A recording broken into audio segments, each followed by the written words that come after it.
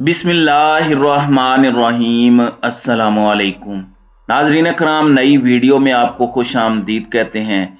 इमरान खान ने कल रात बीबीसी को एक इंटरव्यू दिया है। उस इंटरव्यू में पाकिस्तान के ताकतवर हलकों पर एक चार्जशीट प्रेजेंट की गई है और एक ऐसे वक्त पर यह चार्जशीट दी गई है जब इमरान खान कुछ दिन पहले आम माफी का ऐलान कर चुके हैं और नेल्सन मंडेला की तर्ज पर एक पूरा कमीशन बनाकर मामलात को अफहाम व तफहीम से हल करने का ऑप्शन भी दे चुके हैं। इसके बाद ये इंटरव्यू और इस इंटरव्यू के अंदर जो चार्जशीट है, क्या ये जंग से पहले जंग का माहौल बन चुका है? बड़ा अहम सवाल है। इस इंटरव्यू के मंदरजात भी आपके सामने रखूंगा और इन्हें इस पूरे सिनारियों में और जो अब तक की पॉलिटिकल टाइमिंग है उसमें एनालाइज भी करेंगे कि क्या ये आने वाले तूफान का पेश खैमा साबित हो सकता है ये इंटरव्यू। जबकि यूं लग रहा है कि इंपोर्टेड हुकूमत की आखिरी उम्मीदें भी दम तोड़ रही हैं और इस वक्त ताकतवर तो बहुत कुछ कर रहे हैं, लेकिन अवामी प्रेशर भी काम दिखाना शुरू कर गया है।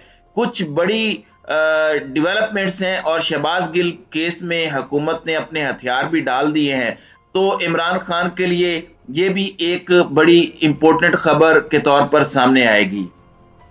नाजरीन कराम, इमरान खान ने दो टोक अंदाज में मुल्क भर में आइंदा आम इंतखाबात की अप्रैल 2023 में पेशगोई करते हुए इस हवाले से भी बात की है कि उनका इस वक्त नई फौजी क़यादत से कोई ताल्लुक नहीं है। तहरीक इंसाफ ने कुछ रोज के वक्फे से पंजाब और फिर अब खैबर पख्तूनख्वा की असम्बलियां तहलील कर दी हैं, जबकि इमरान खान ने कौमी असम्बली में हुकूमत के साथ निगरान हुकूमत के क़याम के लिए मुशावरत का हिस्सा बनने का भी इंदिया दिया है। इमरान खान के साथ खुसूसी इंटरव्यू में यही सवाल उनके सामने रखा गया कि क्या वो मुआशी और मुल्की बेहतरी के लिए हुकूमत से बात करने को तैयार हैं।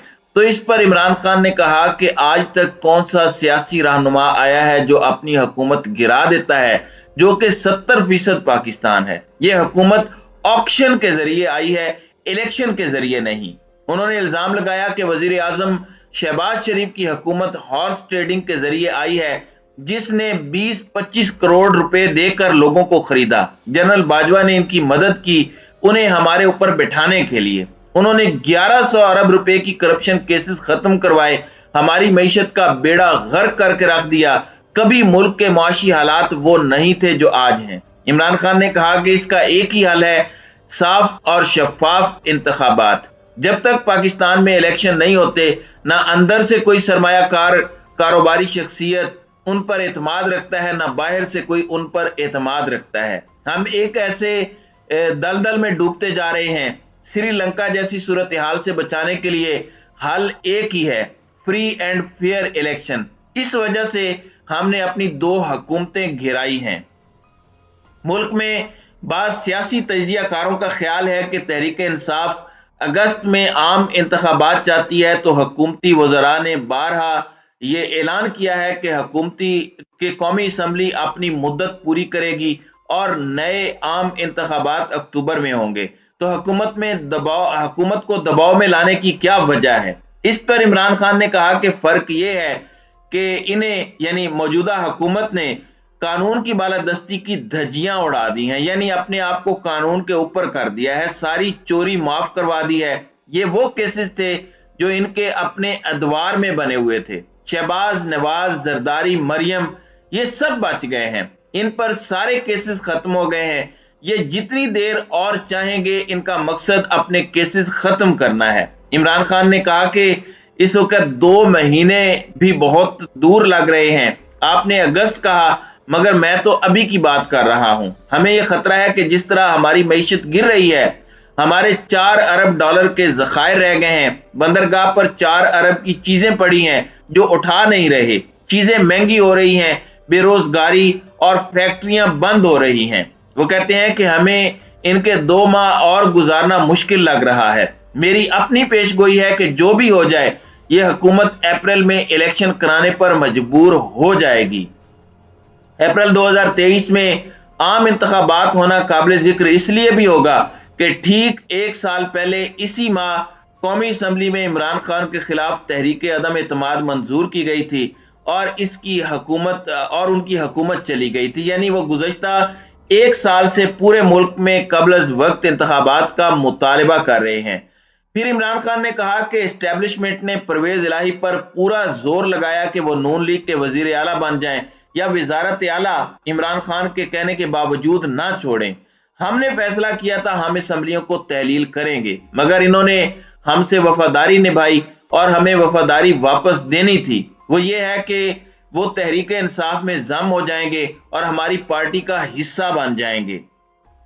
ایک عام رائے ناظرین کرام پائی جاتی ہے کہ سیاسی عدم استحکام کی وجہ سے حکومت معاشی طور پر کوئی فیصلہ نہیں کر پا رہی، اور بعض مبصرین کا دعویٰ ہے کہ تحریک انصاف کی مہم اس عدم استحکام میں اضافہ کر رہی ہے۔ اس پر عمران خان کا کہنا تھا کہ ان سے کوئی یہ سوال پوچھے کہ انہوں نے سازش کر کے ہماری حکومت کیوں گرائی تھی، جبکہ 17 سال میں ہماری سب سے بہتر معاشی کارکردگی تھی۔ ہم کون سی کوئی غلطی کر رہے تھے جو انہوں نے ایک آرمی چیف کے ساتھ مل کر ہماری حکومت گرائی، اس کے بعد ان سے سنبھالی نہیں گئی۔ میں نے اور شوکت ترین جو اس وقت کے وزیر خزانہ تھے، انہوں نے مل کر جنرل باجوہ کو بتایا کہ اگر آپ نے سیاسی عدم استحکام پیدا کیا یہ سازش کامیاب کرنے کے لیے تو معیشت کو کوئی بھی نہیں سنبھال سکے گا، اور وہی ہوا۔ ان سے سنبھالی نہیں گئی، مارکیٹ نے ان پر جلد اعتماد کھو دیا، یہ اپنی چوریاں اور NRO 2 لے رہے تھے، ملک کے اندر افراتفری پیدا ہونے لگی۔ تو آج ذرا کسی کاروباری شخصیت سے پوچھیں کیا یہ ہماری وجہ سے ہوا ہے؟ یہ انہیں آتے ساتھ ہی اندازہ ہوا کہ ان کے پاس تو روڈ میپ ہی نہیں۔ جو جنرل باجوہ نے ان کے ساتھ مل کر کیا ہے دشمن بھی پاکستان کے ساتھ نہ کرتا۔ آج اٹھا کر دیکھ لیں پاکستان میں اپریل میں ہم کہاں کھڑے تھے اور آج کدھر کھڑا ہے۔ میری دفعہ انہوں نے 3 لانگ مارچز کیے، سارا وقت انہوں نے میری حکومت پر تنقید کی، اس کے باوجود ہم ترقی کر رہے تھے۔ اس سوال پر کہ نئے army chief general Asim Munir کے ساتھ عمران خان اور ان کی جماعت کے کیسے روابط ہیں، اور آیا انہوں نے صدر عارف الوی کی مدد سے نئی فوجی قیادت کے ساتھ رابطے قائم کیے ہیں، اس پر عمران خان نے کہا کہ دیکھیں ہمارا اس وقت نئی فوجی قیادت سے تو کوئی ریلیشن شپ نہیں ہے۔ بطور آرمی چیف، بطور چیئرمین تحریک انصاف، عمران خان نے تسلیم کیا کہ انہوں نے کئی معاملات پر اپنا موقف تبدیل کیا ہے، مگر طالبان کے ساتھ بات چیت کا وہ موقف ہے جس پر ان کی کم و بیش ایک ہی پالیسی رہی ہے، امن مذاکرات اور بحالی۔ ملک بھر میں شدت پسندوں کے حملوں کے بعد کیا ان کے موقف میں تبدیلی آئی ہے؟ تو اس پر عمران خان کا کہنا تھا کہ ایسا نہیں ہے۔ جیسے ہی افغانستان میں رجیم چینج ہوئی تو افغانستان میں بیٹھی TTP کو افغان حکومت نے پاکستان واپس جانے کا کہا۔ غنی حکومت ان کی حوصلہ افزائی کرتی تھی اور یہ وہیں سے پاکستان پر حملے کرتے تھے۔ جب یہ دوسری یعنی طالبان کی حکومت آئی تو انہوں نے کہا کہ واپس جاؤ۔ اب جب انہوں نے واپس آنا تھا تو پاکستان کے پاس کیا راستے تھے؟ 2 راستے تھے، یا تو ان 40,000 لوگوں، جنگجوؤں اور ان کے خاندانوں کو کھڑا کر کے گولی مار دیتے، اگر وہ نہیں کرنا تھا تو ان کی ری ہیبلیٹیٹ کرنی تھی۔ ساری سیاسی جماعتیں اس کے لیے متفق تھیں، مگر ایسا نہیں ہوا۔ عمران خان نے کہا کہ شدت پسندی میں تیزی اچانک نہیں آئی، آہستہ آہستہ جب وہ آئے تو انہیں ری ہیبلیٹیٹ نہیں کیا گیا، اس پر کوئی توجہ نہیں دی گئی، ان کے اوپر کوئی مسئلہ، کوئی پیسہ نہیں خرچ کیا جو ہم نے فیصلہ کیا تھا۔ ہمیں خوف تھا کہ اگر ان پر توجہ نہ دی گئی تو پھر جگہ جگہ دہشت گردی شروع ہو جائے گی، جو کہ شروع ہو چکی ہے۔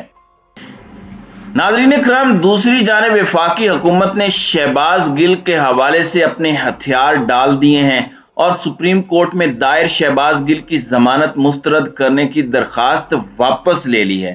وفاقی حکومت کی درخواست پر ان چیمبر سماعت چیف جسٹس پاکستان جسٹس عطا بندیال نے کی۔ سپریم کورٹ نے شہباز گل کی ضمانت منسوخی کی درخواست واپس لینے کی استدعا منظور کر لی۔ وفاقی حکومت نے کہا کہ شہباز گل نے درخواست میں اپنے جرم کو دہرایا ہے۔